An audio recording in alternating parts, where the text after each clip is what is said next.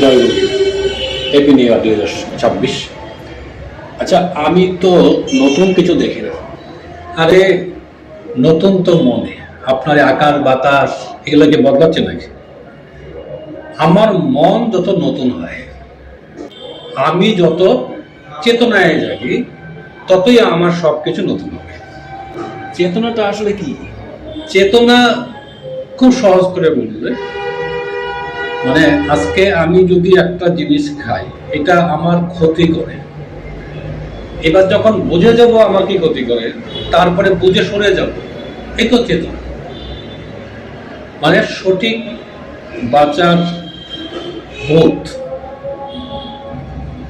একটা বাচ্চাকে যদি ছেড়ে দেওয়া হয়, বাচ্চা যেভাবে চলবে নিশ্চয়ই তার পক্ষে ভালো না।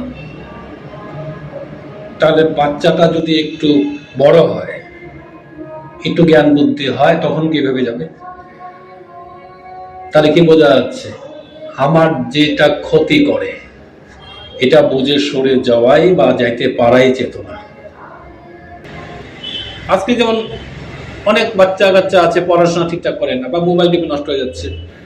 যদি নষ্ট হয়ে যাচ্ছে বুঝতে পারে, তাহলে সরে আসবে, তাহলে চেতনা হয়। আর যে সরে যদি না আসতে পারে, তাহলে যে পোকা মাকড়ের মতো আগুনে পুড়ে মরবে, যাকে কামনার আগুন বলে। অ্যাকচুয়ালি এই পরিস্থিতি হচ্ছে প্রবৃত্তির চলন, যেখানে সচেতন। এই যে পশুরা যে আছে, ওরা কি বেছে বেছে খায়? কেন? পশুরা হচ্ছে প্রবৃত্তি চলনে চলছে, তারা শুধু জাগতিকভাবে আসক্ত। তাহলে আমরা যখন শুধু প্রবৃত্তি চলনে চলি, তখন আমরা এই পশুর মতো অচেতনই থাকি। সুতরাং অচেতনা মানে হচ্ছে প্রবৃত্তিকে নিয়ন্ত্রণ করা, সঠিক জীবনে বাঁচা বাড়ায় লাগানো। তাহলে মানুষ এই চেতনায় আসে কি করে? চেতনা আসবে যদি আমি চেতন ব্যক্তির সঙ্গ করি, তাই না? বাচ্চাটা যদি বাবা মার সঙ্গে থাকে, নিশ্চয়ই সে বুঝে যায় ভালো মন্দ না। আমি যদি আজকে একটা জ্ঞানী লোকের সঙ্গে ঘুরি, তাহলে নিশ্চয়ই বুঝে যাব, কারণ বাবা মার জ্ঞান বাচ্চার চেয়ে বেশি। মানে জীবনে বাঁচার যে পন্থা বাবা মার বেশি। তাহলে আমি যদি ঈশ্বরের সঙ্গ করি, তিনি তো পরম জ্ঞানী না, তার সঙ্গ করলে নিশ্চয়ই আমার চেতনা বাঁচতে থাকে। তাহলে চেতনা আসলে কি? যোগ্যভাবে বাঁচা বাড়ার মতো উপযুক্ত হওয়ার বোধ, যেটা আমি ঈশ্বরের চেতনাতেই হতে পারি। তখন আমি বুঝে যাব আমি শরীর না আত্মা। শুধু শরীরের চলনা আমার চলনা নয়। আজকে তুমি কর্ম করছো, যে যাই করছে, যখনই তুমি দেখছো শুধু অর্থ মান দরকার, তখনই জানবে শরীরের চলনায় চলছে, অচেতন। পর প্রেমে কেন হয়ে অচেতন।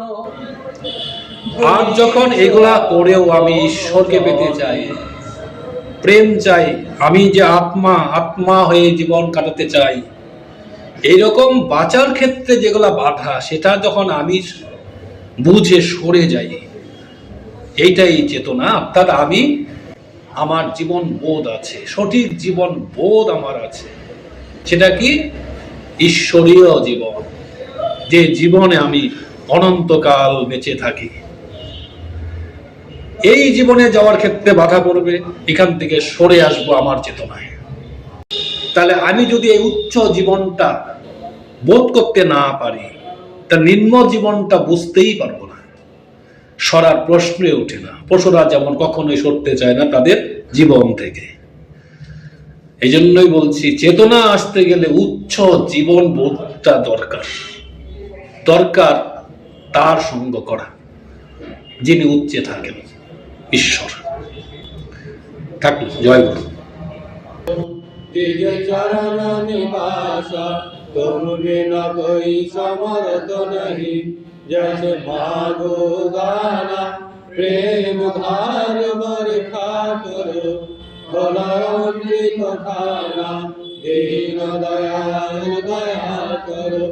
मेरे समर्थ स्वामी सुखम करुगा रहो, नित राधा আমি